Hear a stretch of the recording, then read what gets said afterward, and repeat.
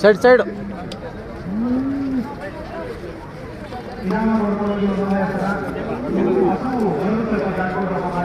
ಜಾಗ ಜಾಗ ಕೊಡಿ.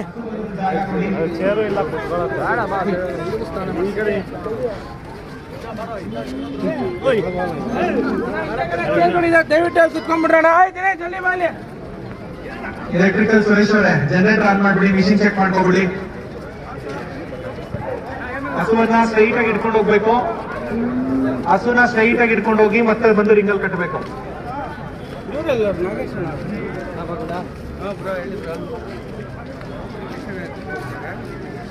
ದಯಮಾಡಿ ಪ್ರೇಕ್ಷಕರೆಲ್ಲ ಇನ್ನು ಹಿಂದೆಗಡೆ ಚೇರ್ ಮೇಲೆ ಬಂದ್ಬಿಡ್ಬೇಕಪ್ಪ.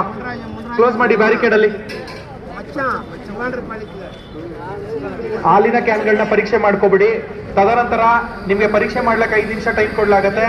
ಚೆಕ್ ಮಾಡ್ಕೊಂಡು ಬಕೆಟ್ ನ ಖಾಲಿ ಮಾಡಿ ಇಟ್ಕೊಬಿಟ್ಟು ಹಸು ಕಟ್ಟಿ, ಕರುಗಳನ್ನ ವೈರ್ಗಳು ಕಚ್ಚಿದಂಗೆ ನೋಡಿ ಕಟ್ಟಿ ಹಿಂದೆ ಬಂದು ಕೂತ್ಕೊಬಿಡ್ಬೇಕಪ್ಪ ದಯವಿಟ್ಟು.